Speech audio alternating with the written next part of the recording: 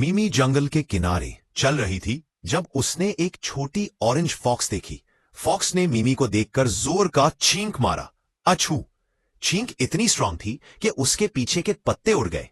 मिमी डर गई। तुम ठीक हो?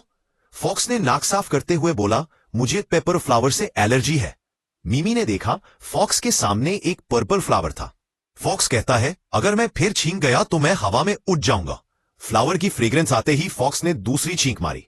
अछू! और फॉक्स रॉकेट की तरह ऊपर उड़ गया। मिमी चीखती, कम बैक। फॉक्स नीचे गिरते हुए बोला, मैं कह रहा था बहुत स्ट्रांग छींक थी। मिमी हंसती हुई बोली, चलो तुम्हारे लिए मास्क लाते हैं।